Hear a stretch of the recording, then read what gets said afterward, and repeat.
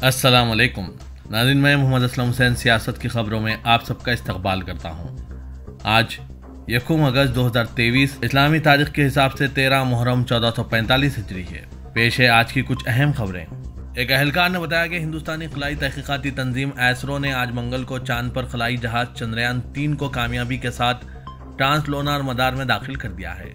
चंद्रयान 3 जमीन के इर्द गिर्द अपना चक्कर मुकम्मिल कर लिया है और चांद की तरफ बढ़ गया है। एस्ट्रैक में एक कामयाब पैरजी फायरिंग की गई। एसरो ने खलाई जहाज को ट्रांसलोनर मदार में दाखिल कर दिया है। अगला पड़ाव चांद पर होगा। जैसे ही ये चांद पर पहुंचता है, कमरी ऑर्बिट इंसर्शन का मंसूबा 5 अगस्त 2023 को होगा। एसरो ने ट्वीट करते हुए ये बात बताई। इस खबरनामे को MS एजुकेशन की जानिब से स्पॉन्सर किया जा रहा है।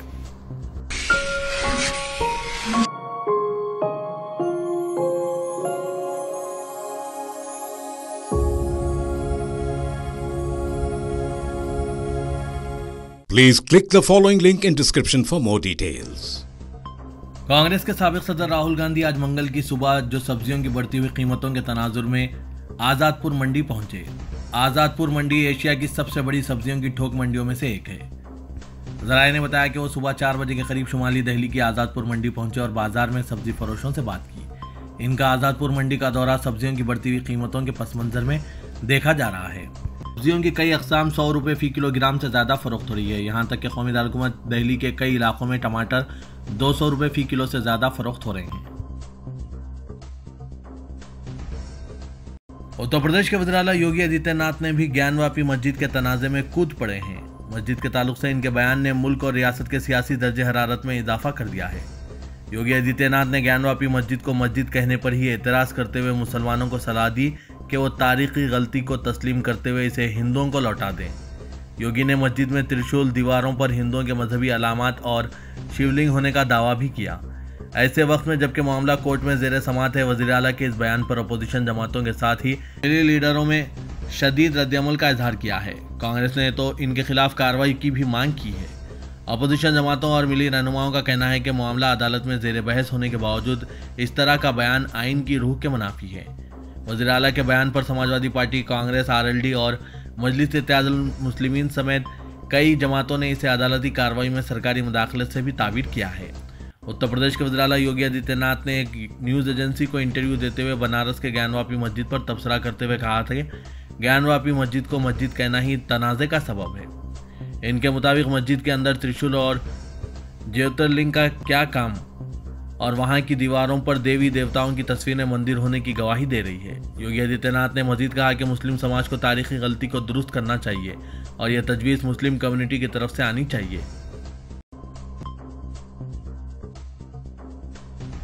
सुप्रीम कोर्ट ने कर्नाटक के नायब वज़ीर आला DK शिवकुमार को राहत देते हुए इनके खिलाफ बदउनवानी के मामले में CBI की जांच पर हाईकोर्ट के जरिए लगाई गई रोक को हटाने से इनकार कर दिया। जस्टिस BR गोई, जस्टिस CT रवि कुमार और जस्टिस संजय कुमार की बेंच ने इस मामले में हाईकोर्ट के 10 फरवरी के हुक्म के खिलाफ CBI की अपील को खारिज कर दिया। Additional solicitor general SV Raju ने कहा कि हाईकोर्ट की एक रुकनी बेंच ने CBI के हक में हुक्म के बावजूद जांच पर उबूरी रोक लगा दी है। सदर कुल हिंद मजलिस इत्तेहादुल मुस्लिमीन और रुकन पार्लियामेंट हैदराबाद असदुद्दीन अवैसी ने चीफ मिनिस्टर उत्तर प्रदेश योगी आदित्यनाथ के ज्ञानवापी से मुतालिक मुतनाज़ा बयान पर तबसरा करते हुए कहा कि इनका फ़िरक़ेवाराना सियासत का हिस्सा है और अदलिया के बारे में हद से तजावीज़ करना है। असदुद्दीन अवैसी सदर मजलिस ने इहाते पार्लियामेंट में मुख्तलिफ TV चैनल्स के नुमाइंदों की जानिब से योगी आदित्यनाथ के बयान पर अपने तबसरे में ये बात बताई। ओवैसी ने कहा कि योगी ये जानते हैं कि मुस्लिम फरीक ने ASI सर्वे की मुखालिफत की और हाईकोर्ट आजकल में इसका फैसला सुनाएगा। इसे देखते हुए उन्होंने इस तरह मुतनाज़ा बयान दिया है। वो दस्तूरी ओहदे पर फायज होकर अदलिया के इख्तियारात में तजावीज़ कर रहे हैं। कानून में प्लेसेस ऑफ वर्शिप एक्ट 1951 है, जिसके तहत 15 अगस्त 1947 में तमाम मज़ाहिब की इबादतगाहें जैसी थी वैसी बरकरार रखने की बात कही गई है। अगर योगी आदित्यनाथ इस तरह का बयान देते हैं तो आज़ादी से कबल बुद्ध समाज की कई इबादतगाहों को बदल दिया गया। स्वामी विवेकानंद ने उड़ीसा की एक बड़ी इबादतगाह के बारे में जो कहा था, इसे भी आदित्यनाथ को पढ़ना चाहिए। इन्हें कानून पर अमल करना चाहिए जो वो करना नहीं चाहते बल्कि मुसलमानों पर दबाव डालना चाहते हैं। रियासत हरियाणा के नोहा में विश्व हिंदू परिषद और बजरंग दल की एक यात्रा के दौरान 2 फिरकों के दौरान झड़पें हो गई। झड़पों के दौरान संगवारी का तबादला हुआ और कई गाड़ियों को नजर आतिश कर दिया गया। झड़पों के दौरान एक होमगार्ड को गोली मारकर हलाक कर दिया गया और 1 दर्जन पुलिस मुलाजिम जख्मी हो गए। ये वाक़या मुस्लिम अक्सरियती नोहा इलाके में पेश आया। चीफ मिनिस्टर मनोहर लाल खट्टर और दीगर कायदीन ने पार्टी खतूत से बालातर होकर अवाम से अमन और हम आहंगी बरकरार रखने की अपील की। इस दौरान एक इत्तला में कहा गया कि तकरीबन 2500 मर्दों, ख़वातीन और बच्चों ने हरियाणा के गुरुग्राम के करीब एक मंदिर में पनाह ली। पुलिस ने बताया कि तकरीबन 20 अफराद जख्मी हो गए। जिले में 144 सेक्शन नाफिज कर दिया गया। हरियाणा हुकूमत ने नोहा जिले में मोबाइल इंटरनेट खिदमत 31 जुलाई की शाम 4 बजे से 2 अगस्त को दिन 12 बजे तक मुअत्तल कर दिया। सोशल मीडिया के मुख्तलिफ फोरम्स मसलन व्हाट्सएप, फेसबुक, ट्विटर के जरिए अफवाहों और गलत मालूमात को फैलने से रोकने के लिए यह हुक्म जारी किया गया। इसके अलावा SMS को भी महदूद किया गया। 2 ग्रुपों के दरमियान फायरिंग के तबादले की भी इत्तला है, लेकिन पुलिस ने अब तक इसकी तौसीक नहीं की है। जयपुर से मुंबई आ रही Jaipur Mumbai central superfast express train में रेलवे प्रोटेक्शन फोर्स के एक पुलिस कांस्टेबल चेतन सिंह ने अपने ही senior assistant sub inspector Tukaram Meena, जो 45 साल आया, और दीगर 3 मुसाफिरों को भाईंदर से मीरा रोड के दरमियान चलती ट्रेन में गोली मारी। इस हादसे के बाद एक वीडियो मंजरेआम पर आया जो इसे हेट क्राइम जाहिर करता है।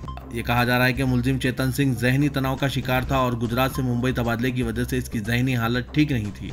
मगर जो गैर मुसद्दका वीडियो मंजरेआम पर आया, इसमें वो मकतूल मुस्लिम मुसाफिरों के खिलाफ मजहब की बुनियाद पर नफरत का इजहार करता हुआ सुनाई दे रहा है। वो एक शख्स के पास खड़े होकर ये कह रहा है कि पाकिस्तान से ऑपरेट हुए हैं, यही इंडिया है, कैसे पता चल रहा है? अगर हिंदुस्तान में रहना है तो मैं कहता हूँ कि योगी और मोदी ये 2 है आपकी खातिर। चेतन सिंह से पुलिस पूछताछ कर रही है। चलती ट्रेन में रेलवे प्रोटेक्शन फोर्स के एक कांस्टेबल की जानिब से फायरिंग के वाक़यात के बाद सदर कुल हिंद मजलिस इत्तेहादुल मुस्लिमीन व रुकन पार्लियामेंट हैदराबाद असदुद्दीन ओवैसी ने कहा कि यह दहशतगर्दाना हमला है जिसमें मुसलमानों को निशाना बनाया गया। यह मुसलमानों के खिलाफ इन नफरत अंगेज तकारीर का नतीजा है जिनको बंद कराने में वज़ीर-ए-आज़म को कोई दिलचस्पी नहीं। क्या मुलजिम CRPF जवान भी मुस्तकबिल में BJP का उम्मीदवार होगा? क्या हुकूमत इसकी जमानत की भी हिमायत करेगी? ओवैसी ने कहा कि क्या इसकी रिहाई पर भी गुलपोशी होगी? गलत साबित हो जाओ तो खुशी होगी। यूथ कांग्रेस के सरबराह श्रीनिवास बीवी ने कहा कि मुल्क को नफरत की आग में झोंक कर बिला आखिर हुक्मरानों ने इसे किस मोड़ पर ला खड़ा कर दिया है। जयपुर मुंबई ट्रेन में कत्ल की वारदात का वीडियो सब कुछ बयान कर गया। यह मुल्क के मौजूदा हालात को बयान करने के लिए काफ़ी है। दूसरी तरफ राना अयूब, जो सहाफ़ी और वाशिंगटन पोस्ट की कॉलम निगार है, उन्होंने लिखा, वज़ीर-ए-आज़म मोदी, ये असर है आपकी पार्टी के लीडरों की मुस्लिम मुखालिफ नफरत अंगेज तकारीर का। कत्ल करने के बाद RPF जवान कह रहा है कि अगर आपको हिंदुस्तान में रहना है तो बस मोदी और योगी ही हैं। ये खून के प्यासे न्यूज़ चैनलों के लिए भी है जिन्होंने समाज के एक तबके को बदनाम कर दिया है। एनफोर्समेंट डायरेक्टरेट ने नौकरी के बदले जमीन घोटाले के सिलसिले में लालू यादव खानदान के खिलाफ कार्रवाई करते हुए दिल्ली और गाजियाबाद में वाक़ जायदादों को जब्त कर लिया है। इत्तला के मुताबिक जब्त की गई जायदादों की मालियत 6 करोड़ से ज़ायद है। ईडी ये कार्रवाई CBI की FIR की बुनियाद पर कर रही है। ईडी ने इस मामले में लालू, राबड़ी और तेजस्वी समेत खानदान के कई अफराद से पूछगछ की है। वाज़ेह के लालू यादव और इनके अफराद खाना के साथ ही मुतअद्दिद करीबी लोगों पर नौकरी के बदले मुबैना तौर पर ज़मीन लेने के मामले पर मुकदमा चल रहा है। इल्ज़ाम के मुताबिक जब लालू यादव कांग्रेस की क़यादत वाली UPA की 2004 से 2009 वाली हुकूमत में वज़ीर रेलवे थे तो इस वक्त उन्होंने ज़मीन के बदले लोगों को नौकरियाँ दी। CBI ने इस मामले में लालू के साथ इनके ख़ानदान के कई लोगों के खिलाफ मुकदमा दर्ज किया है। सदर कुल हिंद मजलिस इत्तेहादुल मुस्लिमीन व रुकन पार्लियामेंट हैदराबाद असदुद्दीन ओवैसी ने कहा कि दिल्ली में सरकारी खिदमात पर कंट्रोल से मुतालिक मरकज़ के मुजविज़ा बिल से वफाकियत के उसूल की खिलाफ वर्जी होती है जो दस्तूर के बुनियादी ढांचे का हिस्सा है। असदुद्दीन ओवैसी ने यह बात एक ऐसे वक्त कही जब दिल्ली में खिदमात से मुतालिक ऑर्डिनेंस की जगह लेने के लिए मरकज़ी हुकूमत पार्लियामेंट में बिल पेश करने की तैयारी कर रही है। असदुद्दीन ओवैसी ने एक नोट में कहा कि मैंने कौमी दारकूमत दिल्ली इलाके के तरमीमी बिल की मुखालिफत का इरादा जाहिर किया है। ये मुखालिफत इस बुनियाद पर है कि इससे आर्टिकल 123 की खिलाफ वर्जी होती है। इस बिल से वफाकियत के उसूल की भी खिलाफ वर्जी होती है जो दस्तूर के बुनियादी ढांचे का हिस्सा है। राज्यसभा में मुअत्तल किए जाने के बाद आम आदमी पार्टी के रुकन पार्लियामेंट संजय सिंह पार्लियामेंट के अहाते में धरना दे रहे हैं। पीर को AIMIM के सरबराह असदुद्दीन ओवैसी ने इनसे मुलाकात की और इनके साथ यकजहती का इजहार किया। तेलंगाना हुकूमत ने RTC मुलाजमीन के देरीना मुतालबे की तकमील करते हुए खुशखबरी सुनाई है। RTC के 46,000 से ज़ायद मुलाजमीन की मुलाजमतों को बाकायदा बनाने के लिए रियासती काबीना ने RTC को हुकूमत में जम करने का फैसला किया है। आंध्र प्रदेश की हुकूमत के फैसले के बाद तेलंगाना में भी ये मुतालबा किया जा रहा था। रियासती काबीना का इजलास आज चीफ मिनिस्टर केसीआर की सदारत में मुनक्किद हुआ, जिसमें आरटीसी के मसाइल पर तफसीली तबादला ख्याल किया गया। काबीना ने जुमेरात से शुरू होने वाले असेंबली इजलास में आरटीसी के इंतजाम से मुतालिक बिल पेश करने का फैसला किया है। बिल की मंजूरी के बाद आरटीसी के तमाम 46,746 मुलाजमीन का शुमार सरकारी मुलाजमीन की तरह होगा और वो सरकारी मुलाजमीन की तरह तमाम सहूलतें और मराहत हासिल कर पाएंगे। तेलंगाना हुकूमत ने अक़लियती तबके के मुआशी पसमानदा अफराद के लिए 100% सब्सिडी के साथ 1 लाख रुपए की इमदादी स्कीम पर अमलावरी के लिए रहनुमा खतूत जारी किए हैं। हुकूमत ने 1 लाख रुपए की इमदादी स्कीम का ऐलान करके GORT 78 मुरक़ा 23 जुलाई जारी किया था, जिसके तहत मालियाती साल 2022-23 में तेलंगाना अक़लियती फाइनेंस कॉरपोरेशन से हासिल करदा दरख्वास्तों में से मुस्तहिक़ उम्मीदवारों का इंतखाब करके 1 लाख रुपए की इमदाद हवाले की जाएगी, ताकि वो छोटे कारोबार का आगाज़ करके खुद मुक्तफ़ी हो सकें। हुकूमत से जारी करदा गाइडलाइंस के मुताबिक हर असेंबली हल्के में 120 अफराद को 1 लाख रुपए इमदाद दी जाएगी। 119 असेंबली हल्के जात से जुमला 14,280 इस्तेफादा कुनंदगान का इंतखाब किया जाएगा, जबकि 1,000 उम्मीदवारों को रिजर्व में रखा गया है, जिन्हें बजट की दस्तयाबी की बुनियाद पर इमदादी रकम जारी की जाएगी।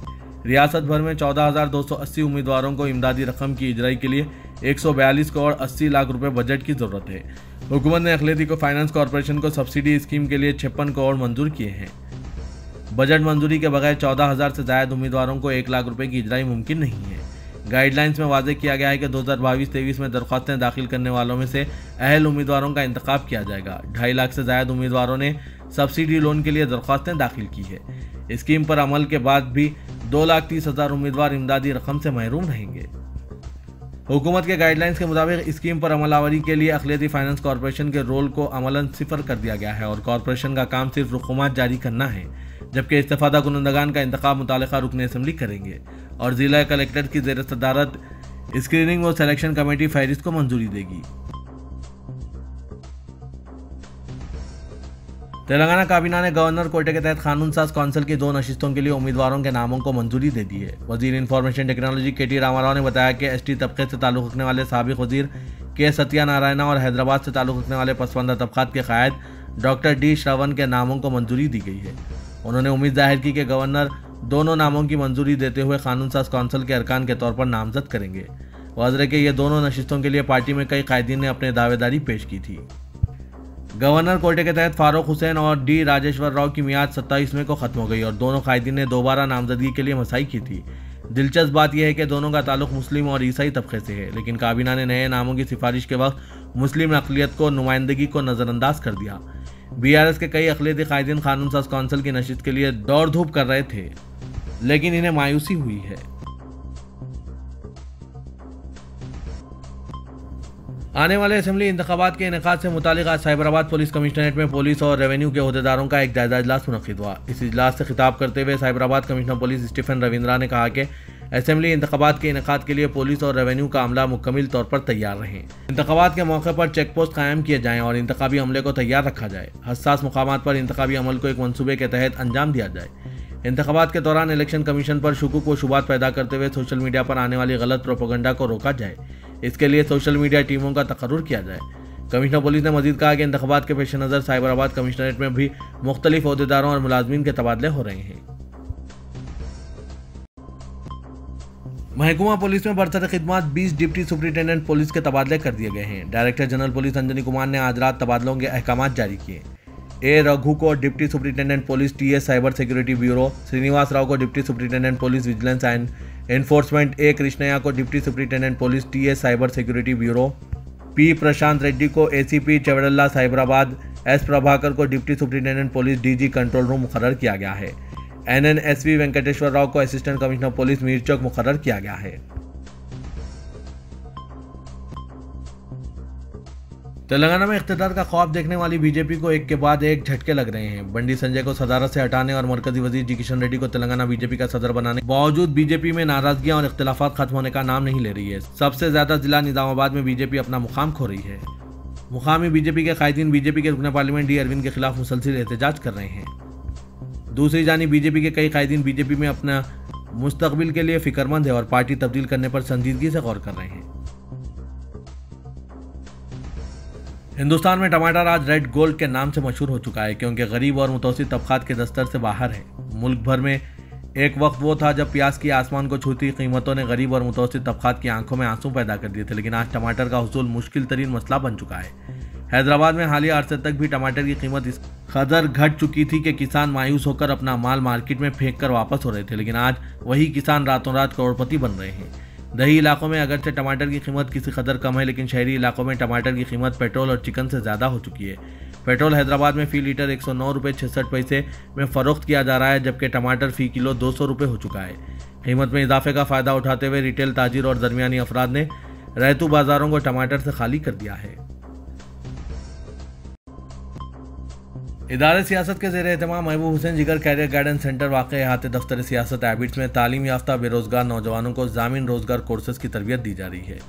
कोर्सेज में बिलखुसूस ऑटोकैड और टैली GST को शामिल किया गया है। ख्वाहिशमंद उम्मीदवार इस ज़रीन मौके से इस्तेफादा कर सकते हैं। इसके अलावा सेंटर हाजा में दीगर पेशेवाराना कोर्सेज जैसे MS office, DTP, accounting packages, tally GST, Revit के अलावा स्पोकन इंग्लिश की भी तरबियत दी जा रही है।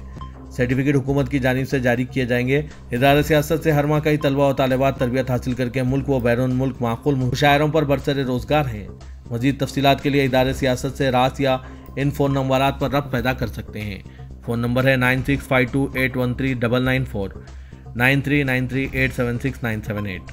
माहिर असातिज़ा की निगरानी में कंप्यूटर कोर्सेज चलाए जा रहे हैं, क्योंकि आज के दौर में हर शख्स को कंप्यूटर सीखना ज़रूरी है। यहाँ पर तालीमी काबिलियत और उम्र की कोई कैद नहीं है।